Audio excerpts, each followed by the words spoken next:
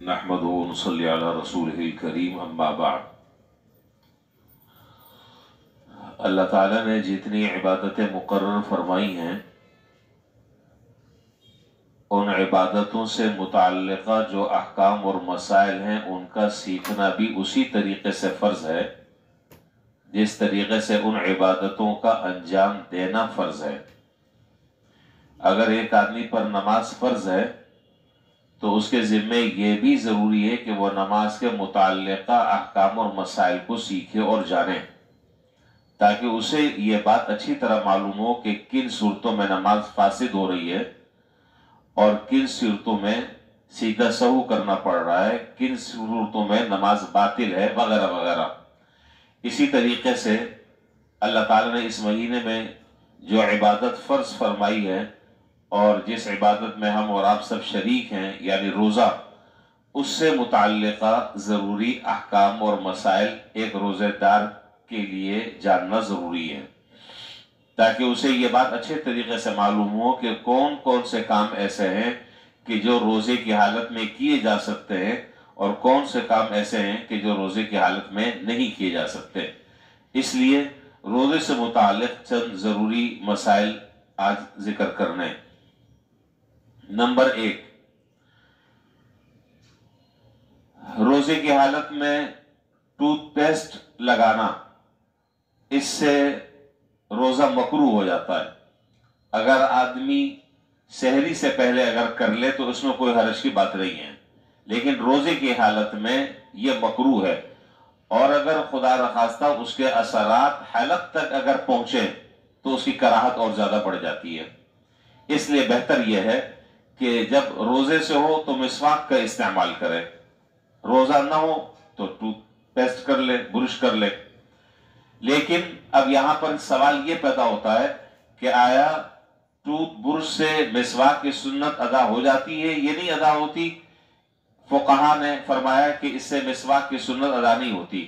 दो चीजें अलग अलग हैं, एक है मिसवाक की सुन्नियत और दूसरा है दांतों की सफाई। तो बिलाशुबा इस ब्रश से और टूथपेस्ट से दांत साफ हो जाते हैं और ये भी मतलूब है, इसलिए कि जनाब नबी करीम सल्लल्लाहु अलैहि वसल्लम ने कई मौकों पर ऐसे लोगों को टोका है और उनकी सरजनिश फरमाई कि जिनके दांत पीले और इंसानी सेहत के लिए भी नुकसानदेह। तो दांत की सफाई भी मकसूद है, लेकिन उससे बढ़कर मिसवाक की जो सुन्नत है वो अहम है। लिहाजा अगर इस बात की आदत डाल ली जाए कि मिसवाक हर नमाज से पहले कर लिया जाए, और सरकार दो आलम नबी करीम सल्लल्लाहु अलैहि वसल्लम ने तो मिसवाक के 70 से ज्यादा फायदे बयान फरमाए हैं और उनमें सबसे बड़ा फायदा ये बयान फरमाया, सबसे बड़ा फायदा, और मैं कहता हूं कि सारे के सारे फायदे एक तरफ, ये एक फायदा सब पर भारी, वो फायदा ये कि मिसवाक करने वाले को अल्लाह ताला ईमान पर उसका खात्मा फरमा देते हैं, उसे मरते वक्त कलमा नसीब हो जाता है। ये तमाम फायदों में सबसे बढ़कर है, इसलिए कि इन्नमल अमालु बिल खवातीम, आदमी के तमाम अमाल का दारो मदार तो खात्मे पर है। अगर ईमान पर खात्मा हो गया और कलमे पर अगर मौत आ गई तो फिर तो इंशाअल्लाह आखिरत की जो मंजिलें हैं वो अल्लाह ताला आसान फरमा देंगे। तो बहरहाल दूसरा मसला यह है कि रोजे की हालत में इंजेक्शन लगाना। तो रोजे की हालत में इंजेक्शन अगर लगाया जाए, ख्वाह वो किसी मर्ज के लिए हो, बीमारी के लिए हो या ताकत के लिए हो, उससे रोजे पर कोई असर नहीं पड़ता। रोजे की हालत में इंजेक्शन अगर लगाया जाए, चाहे वो किसी मर्ज और बीमारी को दूर करने के लिए या ताकत के लिए अगर लगाया जाए तो कोई हर्ज नहीं। अलबत्ता अगर ताकत के लिए आदमी रोजे में इंजेक्शन लगा रहा है तो ये बेहतर नहीं है, इसलिए कि ये तो फिर अजीब बात है, तो कोई मुजाहिदा ही नहीं हुआ रोजे में। भाई रोजे में तो जरा सी मुशक्कत तो होनी चाहिए, जरा सा पसीना तो निकले। अब एक आदमी कह रहा है कि मुझे तो ज्यादा रोजा रह रहा है, तो चलो एक ताकत का इंजेक्शन लगा दो, तो उससे रोजे पर कोई हर्ज नहीं पड़ेगा। और चाहे वो इंजेक्शन गोश्त में लगाया जाए या वो इंजेक्शन रग में लगाया जाए, दोनों सूरतों में रोजेदार के रोजे पर, उसकी सेहत पर कोई फर्क नहीं पड़ेगा, रोजा हो जाएगा। इसी तरीके से दमे के बाद बेचारे मरीज होते हैं, अल्लाह ताला उनको सेहत और आफियत वाली जिंदगी अता फरमाए, تو وہ روزے کی حالت میں وہ انہیلر لیتے ہیں اور اس کے اندر وہ دوائی ڈالتے ہیں اور پمپ کے ذریعے وہ دوائی اندر پہنچتی ہے، اس کو استعمال کرنے سے روزہ ٹوٹ جاتا ہے، لہذا قضا اس کے ذمہ لازم ہوگی۔ اسی طریقے سے کوئی آدمی شوگر کا مریض ہے، اب شوگر کے مریض کی الگ الگ کنڈیشن ہے، ہر ایک کا حکم ایک طریقے کا نہیں ہے۔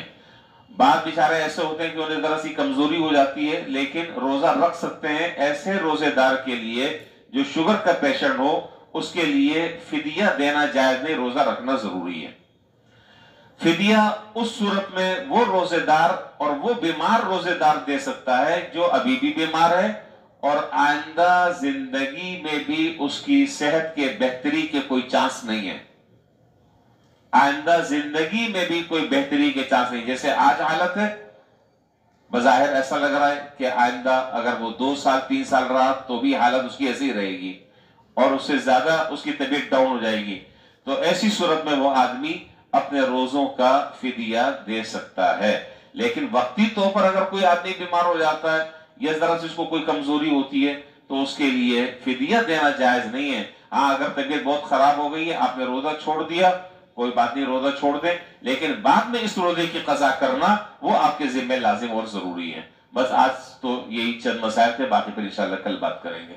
اللہ تعالی ہمیں عمل کرنے کی توفیق عطا فرمائے۔